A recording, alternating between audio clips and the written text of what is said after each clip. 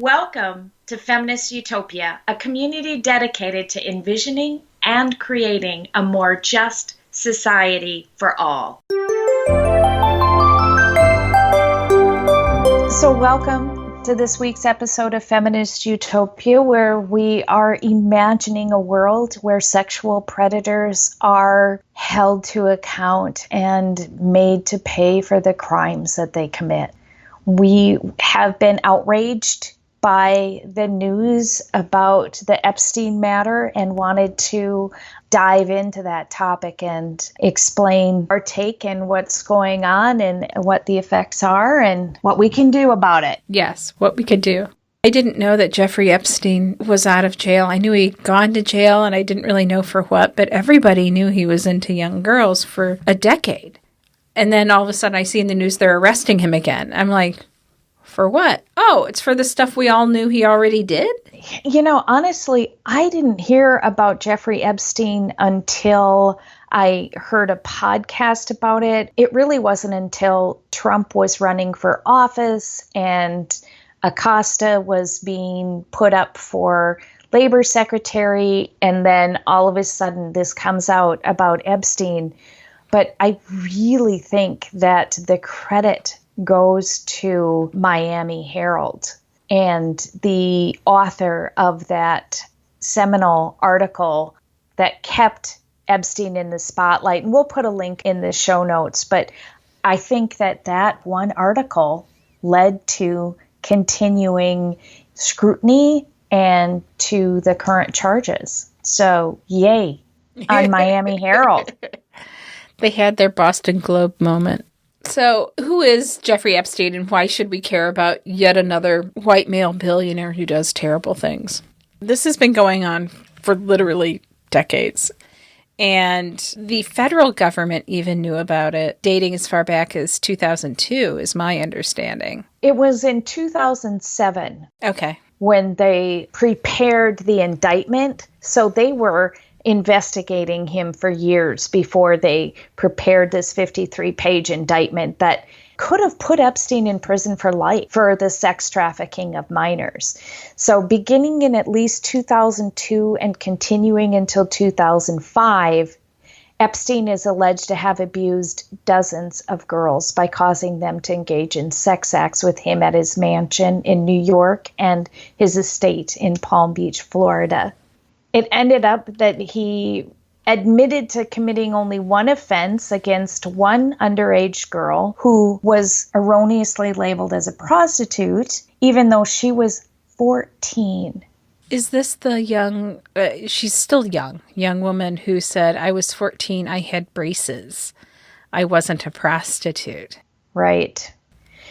But as a result of that, Epstein served only 13 months for solicitation. And the crazy thing is he was allowed to leave jail and work from his office for 12 hours a day, 6 days a week.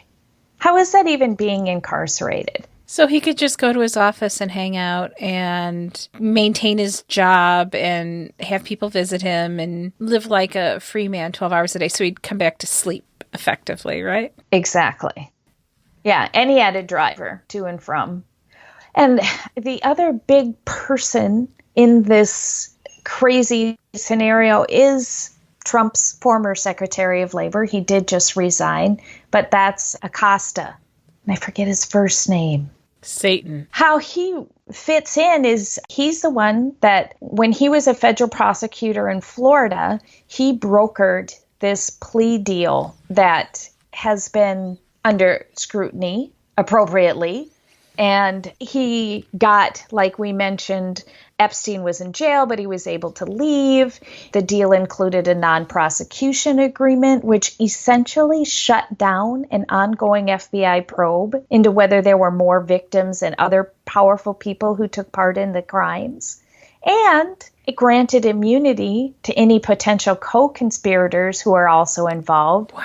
So we weren't able to find out if there were more people involved. And if there were, they were granted immunity.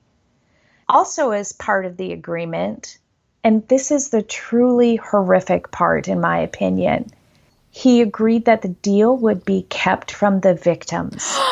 So the non-prosecution agreement was sealed until after it was approved by the judge, and none of the victims had their day in court. And there is a federal law prohibiting that, and now that's coming back up, and actually that was declared illegal. So hopefully these women will eventually get their day in court. Was that being hid from the victims to protect Acosta and his fellow prosecutors? Or was it being hidden to...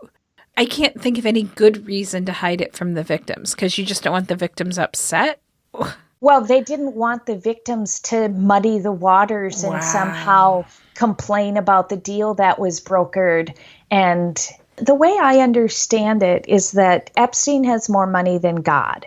Yes. And he hired the lawyers that sold their soul for money to put pressure on Acosta and the prosecutor's office. And Acosta broke to the pressure put on by Epstein's attorney and basically rolled over and gave them whatever they wanted.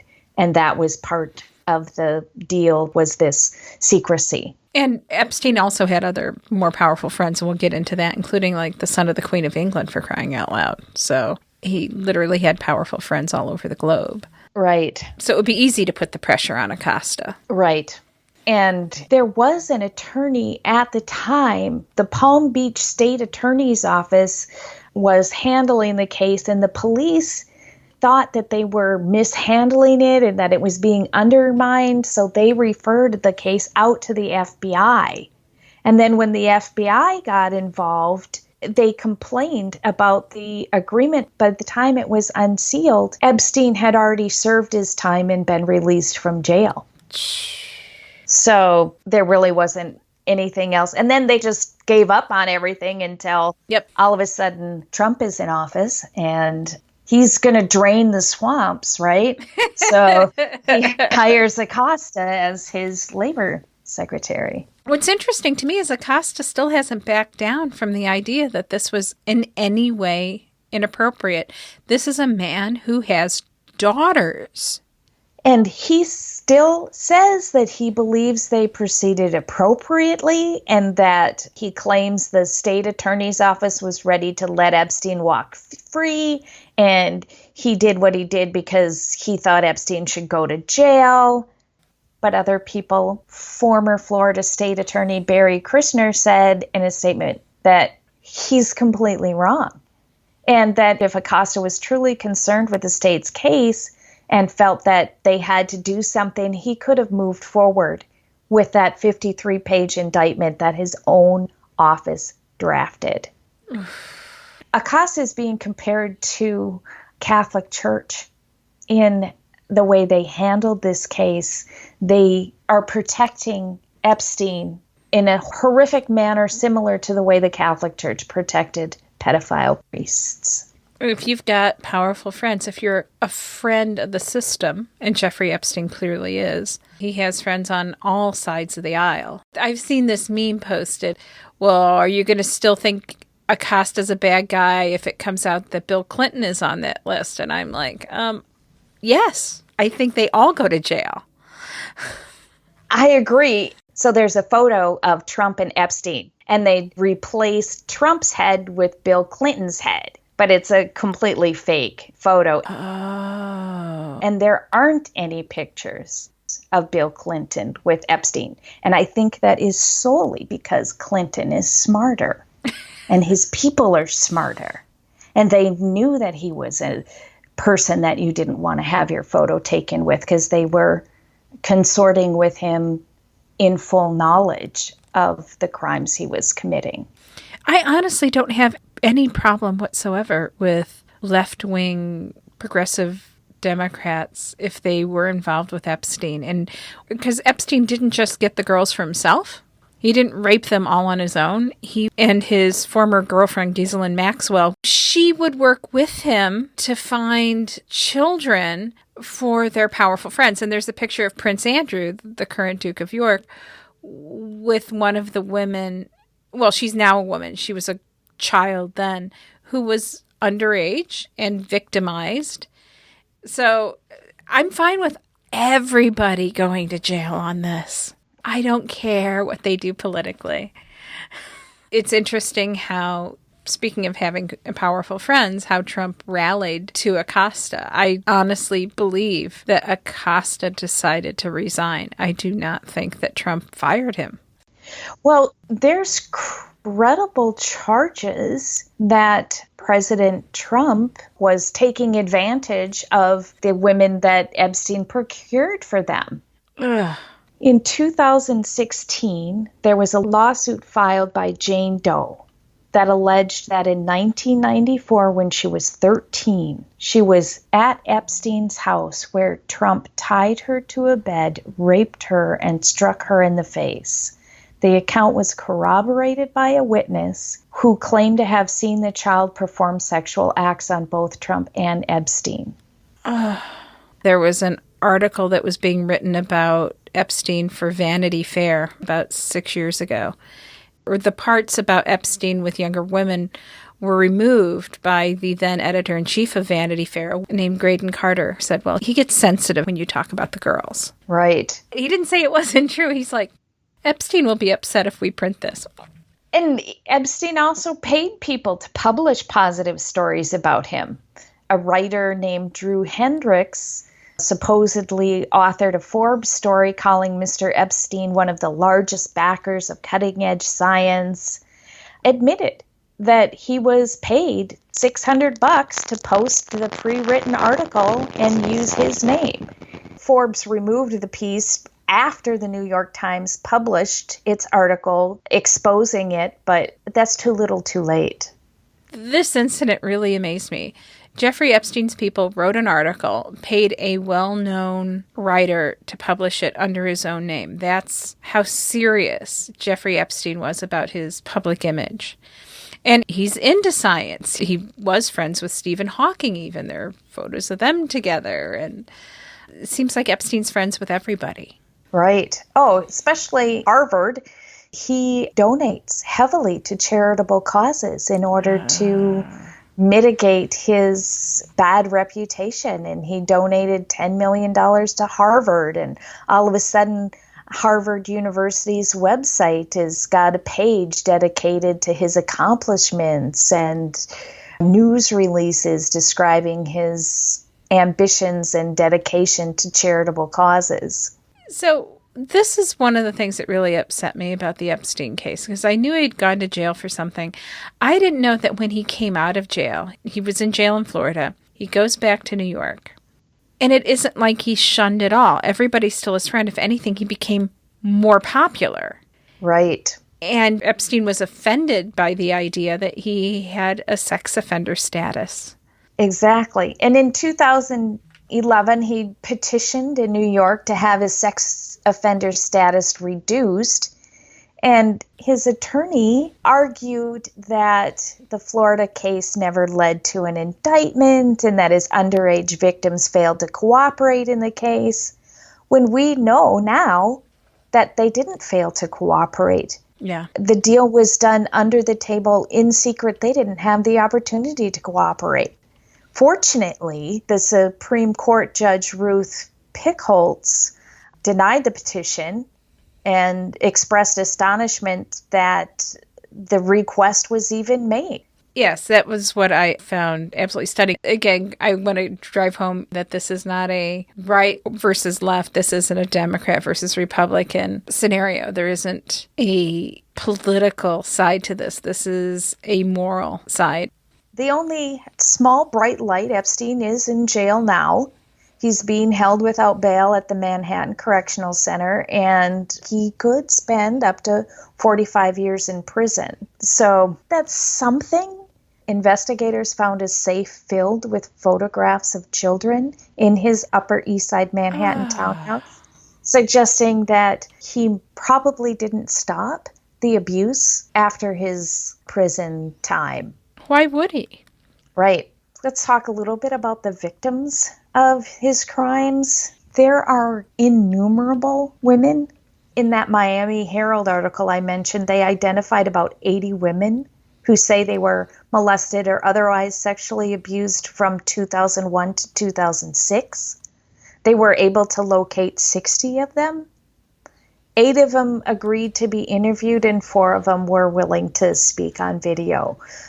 All of them have grappled with trauma, depression, addiction. Some have served time in prison, and a few didn't survive. One young woman was found dead last year in a rundown motel in West Palm Beach. You know, if you think about the numbers for a minute, that they found 80 women who were willing to admit that this happened to them. Let's generously say that 10% of women will admit that it happened to them. That's an astounding number. It is. And he just preyed on vulnerable girls. He went after girls who he thought no one would listen to, and he was right. And he lied about what he was asking them to do. They didn't know what they were getting themselves into until they got there. One of the things that was really interesting to me was the evidence the police department collected to support the girls' stories was really overwhelming. They said it wasn't just a he said, she said kind of a thing. There were 50-something she's and 1 he. And all the girls basically told the same story, and they didn't all know each other. So these were girls that didn't know each other, had no connection with each other, but all had the same experience at Epstein's house. And it got to be where the interview was so common, and it went like this. I was brought there by so-and-so. I didn't feel comfortable with what happened, but I got paid well. And I was told if I didn't want to do it, I could bring someone else and still get paid. That's awful. The stories were uncannily consistent, right down to their detailed descriptions of Epstein's genitalia. They had flight logs and phone call records and copies of phone messages found in Epstein's trash, and just an enormous amount of evidence. A lot of the girls were one step away from homelessness. They were in disadvantaged families, single-parent homes, or foster care. They didn't have anybody advocating for them. Predators and molesters often choose people that won't be believed, and young girls who are poor are considered easy targets. You know, if you're going to be homeless, what are you going to do for $600? Not just poor, but neglected. Yes. They had parents and friends who committed suicide, mothers abused by husbands, and fathers who molested and beat them. And the girls were like, we just wanted money for clothes, for shoes. We had no family and no guidance, and we were told that we were going to just have to sit in a room and they were going to look at us. It sounded simple, and it was going to be easy money. These girls weren't brought to Epstein's mansion just for him. They were brought there to be raped by people he deemed friends and people he wanted influence with and people he wanted to impress. One of the rape victims, Courtney Wild, said that she measured her life before Jeffrey and after Jeffrey. And when she walked into the mansion, she was captain of the cheerleading squad, first trumpet in the band, an A student on the honor roll. And then after, she became a stripper, a drug addict, and later ended up in prison. Her life fell apart. It was a turning moment, and nobody cared. Nobody who was supposed to protect her cared. She was labeled a prostitute, a whore. These young girls, their lives were destroyed. And their lives were destroyed not only by Epstein, but by the failure of our criminal justice system. Yes. Can you imagine opening your life up to report this to the police and having them have overwhelming evidence that they did, and then all of a sudden there's a secret deal and it's done and you had no day in court? It's outrageous how they minimize his crimes and devalue his victims. And can we just talk a minute about the media? and their contributions to this? Yes. Continuing to refer to the victims of his crime as women instead of girls. There's no such thing as an underage woman. Exactly. And there's no such thing as a child prostitute. Exactly. The victims aren't the perpetrators. Those young girls who were destroyed by Epstein and his friends are victims. You know, I think it's a mistake to even call it sex. Yes. He wasn't engaging in sex acts. He was raping these women. You're right. Let's call it what it is. Sex implies consent and equal footing and, of course, legality of age. So it was not sex. It was sexual assault and rape and molestation, but not sex. And when we use those polite words in reporting and talking about these horrific crimes, we create the impression that these sexual abusers really aren't that bad. And that's a problem. And they were children, not underage women. They were children. So, of course, this is all rooted tremendously in rape culture. This is why it's not a right or left thing. It starts with the use of language because it's the misogyny in the words that is the base level that supports rape culture, all the way up to the top of the pyramid where people like Jeffrey Epstein go out of their way to harm women in their intermediate steps. And part of it is people like the media using these words and promoting the story that these young children were somehow complicit in their abuse. Right. There was even one article that referred to the girls as underage female, which robs them of their girlhood and their humanness. Yes. To me, the most disturbing about this Epstein case is the implication, again, of Donald Trump as a rapist and how he's not being held accountable for his crime, which is giving permission to all the men. And it's that ripple effect of a presidency that silences and devalues women and girls while elevating the men who harm them. And we've seen Trump do that, elevating Brett Kavanaugh. He stood by his Supreme Court pick even after Dr. Christine Blasey Ford came forward. And he stood by Alabama Senate candidate Roy Moore in 2017, even after multiple allegations that Moore had sexually abused teen girls. And he stood by Acosta, telling reporters he thought that Acosta had explained the plea deal during his news conference. And Trump said he made a deal that people were happy with, and 12 years later, they weren't happy with it. And this is where the hope is. Trump laid it out for us. The hope is in that it's no longer acceptable to make that deal. Jeffrey Epstein is likely going to jail for reals this time. I certainly hope so. And I think that we can put that down to Me Too. And I think this is going to take time to see it come to fruition.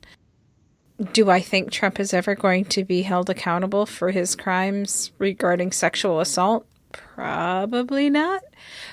But at least we're having the conversation, because 10 years ago, we weren't even having the conversation.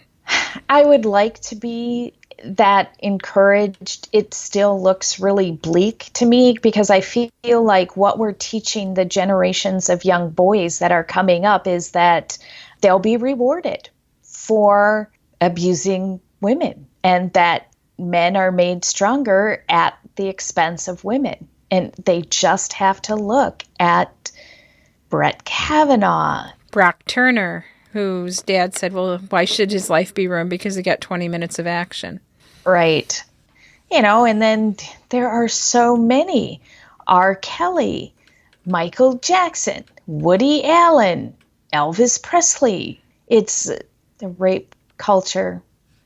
But we do want to end on a positive note. And we do have a call to action. And I found a organization called Live Your Dream. And I really liked their mission statement because I think it kind of aligns with ours. Live Your Dreams mission statement is to improve the lives of women and girls through programs leading to social and economic empowerment. We envision a world where women and girls have the resources and opportunities they need to reach their full potential and live their dreams. Which sounds a lot like a feminist utopia, in my opinion. I think it sounds awesome. Yeah. Go check them out. But also, I know my takeaway is that I'm going to work harder to be more conscious of my language when discussing these instances and use girls and rape and molestation. One of my online activist friends posts a lot about the concentration camp issue. And the hashtag is "Don't look away." And I'm not going to look away. I'm going to use the right words and not let other people look away. It's horrific language that is not comfortable to use, but it's horrific crimes that can't be ignored. Anyway, we'll have show notes with a lot of links for you to go check stuff out at.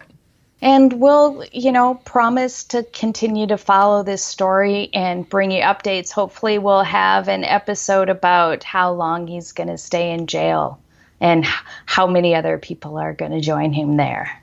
So we'll look forward to that. Okay, thank you. Have a good week. Thank you so much for joining us today at Feminist Utopia. If you like our work, please give us a review on iTunes, Stitcher, or wherever you access our podcasts so others can find it as well. You may also become a Feminist Utopia patron at patreon.com to show your appreciation. Remember, patrons get perks. And check out our blog and other resources at our website, feministutopia.net. Email us your idea of what a feminist utopia would look like or any questions to info@feministutopia.net. We appreciate you taking the time to listen and grow with us. Feminist Utopia is created by Debbie Williams and Benita Malone.